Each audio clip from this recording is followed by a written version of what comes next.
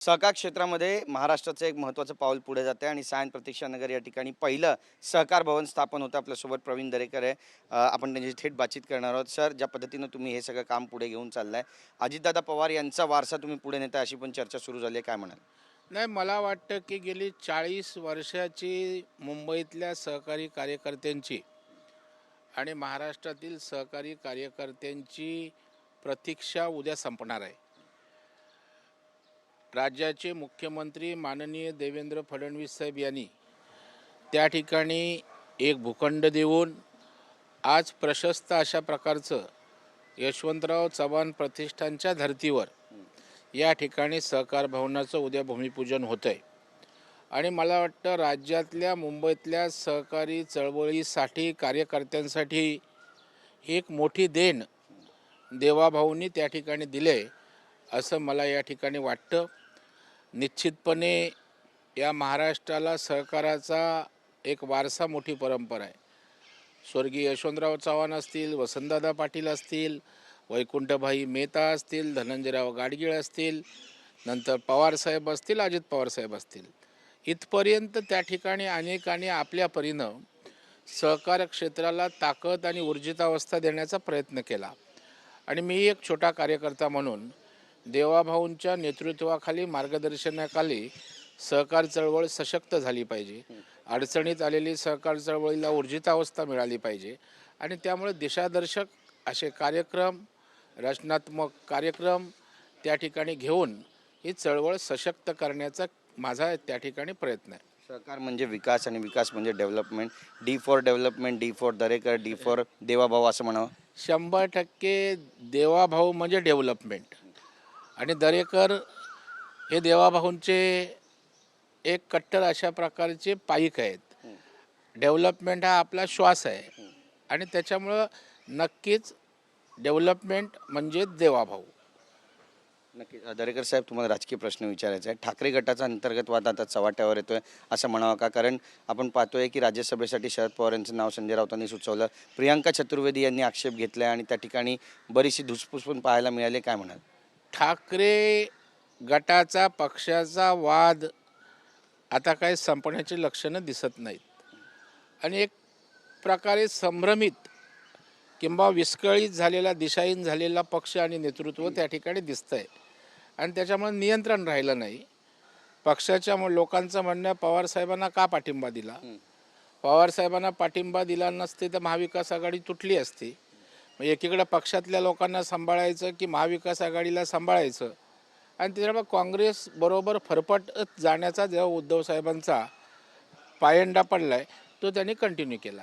आणि चतुर्वेदीला वाटलं होतं आदित्य ठाकरेंचा भरभक्कम पाठिंबा आहे, त्याच्यामुळे आपलं जमून जाईल.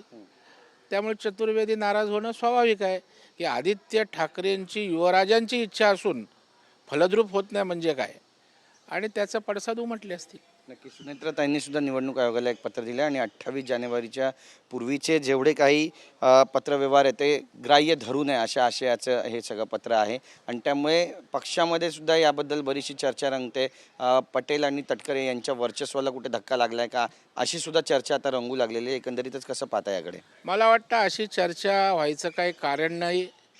पटेल, तटकरे यांच्या वर्चस्वाला धक्का लावण्याचा प्रश्न नाही, कारण त्या ठिकाणी सुनेत्राताईंचं नेतृत्वसुद्धा तटकरे साहेब आणि प्रफुल्लभाईंचीच मागणी त्या ठिकाणी होती.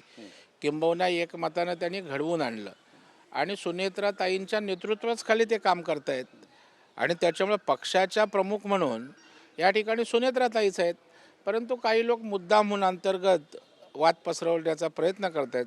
मला वाटतं एकसंघपणे सुनेत्राताईंच्या नेतृत्वाखाली पक्ष वाटचाल करेल असा माझा समज आहे. नक्की. साताऱ्यामध्ये जे काही प्रकरण घडलं, शंभूराजे यांना धक्काबुक्की झाली, सातारा जिल्हाधिकारी, जिल्हा अधीक्षक यांच्या निलंबनाची सुद्धा तात्काळ मागणी करण्यात आली होती. नीलमताई गोरे यांनी तसा निकालसुद्धा दिला, निर्णयसुद्धा सुनावला. मात्र आता पुन्हा एकदा त्यांनी जिल्हाध्यक्षपदी, जिल्हा अधीक्षकपदी त्या ठिकाणी आपली पदभार सांभाळलेला आहे.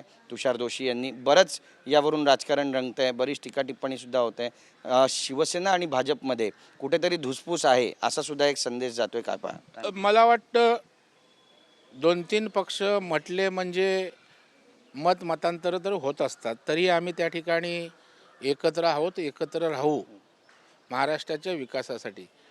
शेवटी आरोप करणं हे विरोधकांचं काम आहे आणि शेवटी कुठलाही निर्णय IPS असेल, IAS असेल किंवा शासन स्तरावर हा कायद्यानुसार नियमानुसार होत असतो.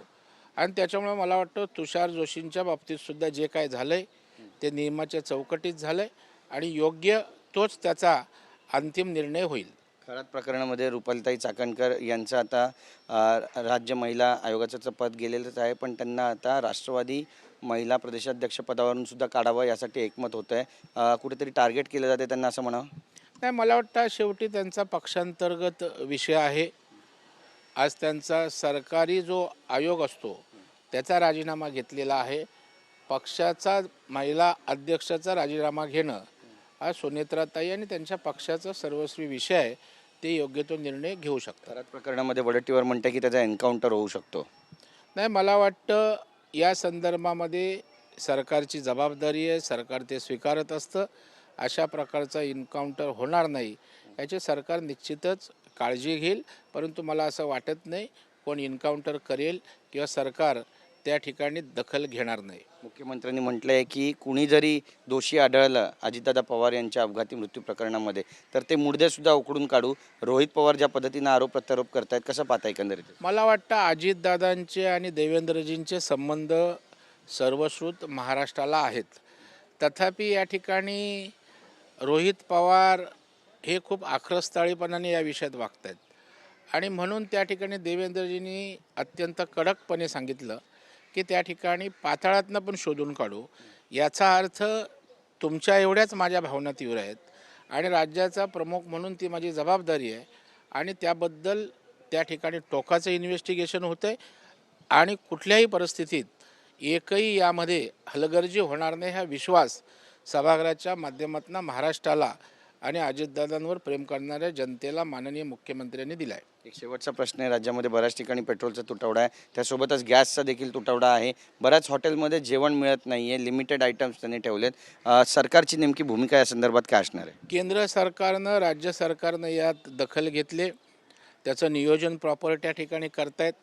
कुठल्या धंद्यांना कुठल्या गोष्टींना प्राधान्य द्यावं हे ठरवलं आहे आणि त्यामुळं टप्प्याटप्प्यानं हा विषय नीटपणे या ठिकाणी सुरळीत होईल हा मला विश्वास आहे. सरकार पूर्णपणे यामध्ये लक्ष देत आहे. नक्की, धन्यवाद आमच्याशी बातचीत केल्याबद्दल. कॅमेरा पर्सन योगेश गुरवसह गिरीश गायकवाड, TV9 मराठी, मुंबई.